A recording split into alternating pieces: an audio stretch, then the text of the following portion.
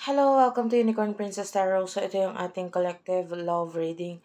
Collective to, wala tayong specific zodiac sign ha. Kung makarelate ka, makaresonate ka sa reading na ito, maaaring ang reading na ito ay para sa'yo. Pero kung hindi, huwag mong pilit. Bigyan mo sa iba. Okay? And check mo yung ibang videos. Be sure naka-like ka dito sa mismong video na to, naka-subscribe sa ating channel, and hit mo na rin yung notification bell.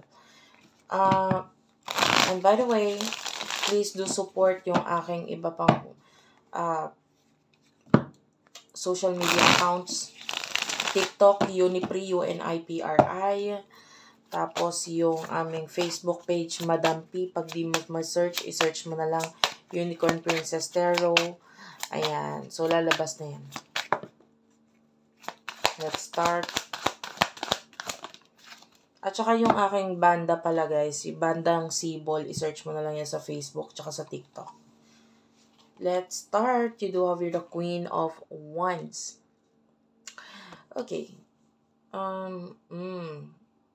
Meron kang something na binubuo ngayon pagdating sa iyong sarili. Maganda to, no? With the Ace of Swords, this is a new beginning. And maaaring marami kang ideas ngayon, marami kang naiisip ngayon na simulan, etc.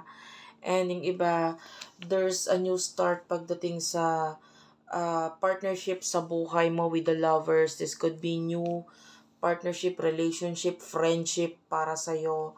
And malaki ang mababago nito sa buhay mo.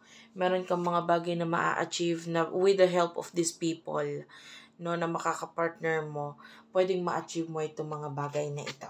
Okay? So, sino ba yung person na kakonect mo pagdating sa love? Person na kakonect mo pagdating sa love.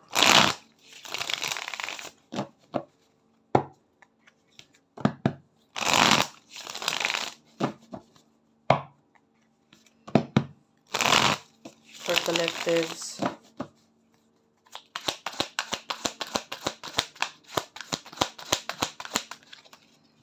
Okay, you do have here the Two of Pentacles, Taurus, Virgo, Capricorn. So, nakita tayo ng imbalance na energy dito sa person na to with the Knight of Swords. May mga something na nasisira sa buhay niya ngayon with the Ten of Swords na pwede magdulot ng ending sa kanya. And with the Knight of Cups, I feel like there's a lot of love mula dito sa person na to. Okay. May nakuha akong energy. I don't know if you're dealing with someone na may another relationship. Lalo na with the Nine of Cups at the bottom of the deck. Meron siyang other options. Pero nakikita natin if you're dealing with someone na in a relationship, meron na siyang mga bagay na itinatago dun sa karelasyon niya na may kinalaman sa'yo. And pwedeng itong person na to is tinatry ungkatin yon, pero hindi niya maungkat kasi magaling yung person na to, but nafe-feel nung other person yung bagay na ito na may kinalaman sa'yo. So, if you're dealing with someone who is in a relationship, nakikita natin na medyo nagkakaroon ng problema yung relasyon nila. Na wala kang namang ginagawa dito ha. Kaya lang nagkakaroon ng problema kasi yung person mo, may mga itinatago siya dito sa person niya na may kinalaman sa'yo. Okay? So, and nakikita natin yung intuition ng other person na gumagana or umiiral. Kaya, ganun. So, ano yung emotion ninyo sa isa't isa? For collectives, please. For collectives. Okay.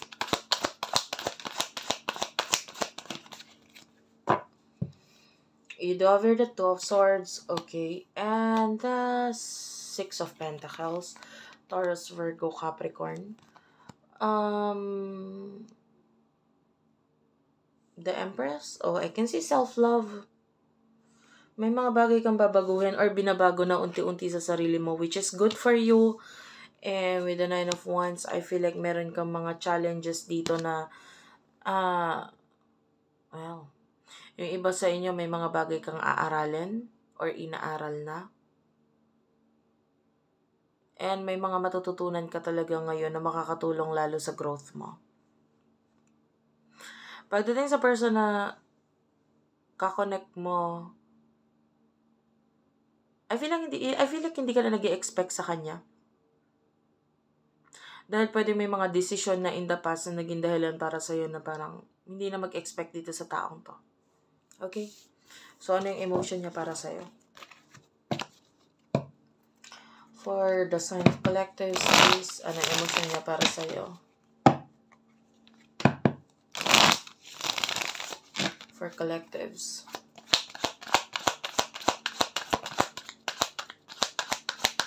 Wait lang. You over the Six of Cups, the Fool, okay, the Star. I feel like noon pa lang pangarap ka na nitong taong to or gusto ka na nitong person na to.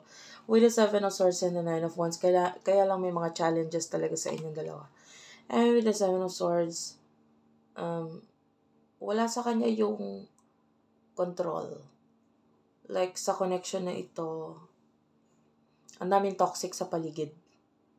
Na parang naobliga siyang gawin yung mga dapat niyang gawin, responsibility niya. And, yeah.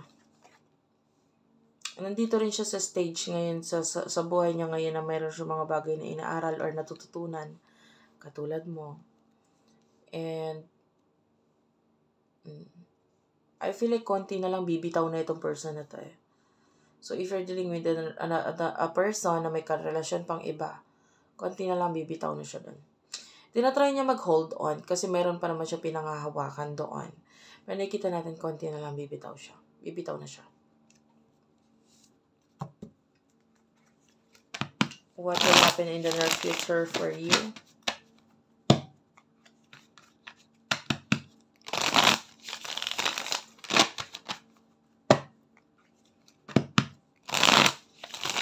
Collective love reading. In the near future for you.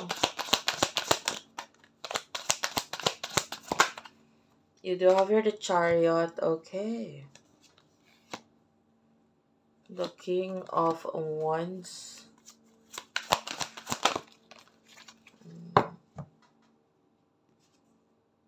The Three of Wands and the Seven of Wands.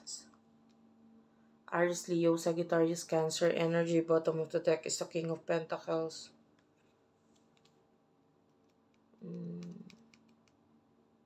Malayo mararating mo eh. King of Wands, I can see na for those of you na may business or something na hinahandle, I can see dito, struggle. Pero you keep on fighting and may mga tutulong sa'yo para hindi ka masyadong mahirapan. So, may tulong. May challenge. Normal yung challenge, guys. Normal yun.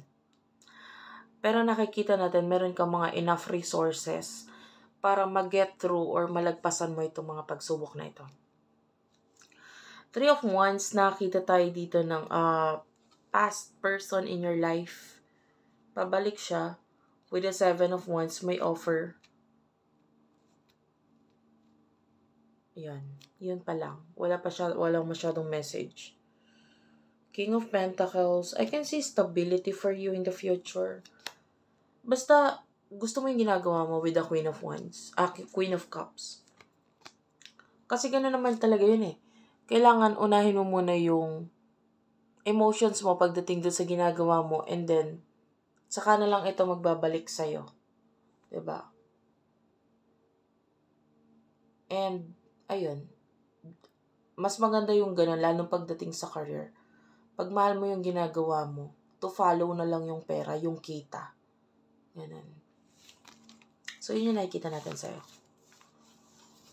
And that's it for now. Thank you for watching. I love you all. And please do like and subscribe. Ingat kayo lagi and bye-bye.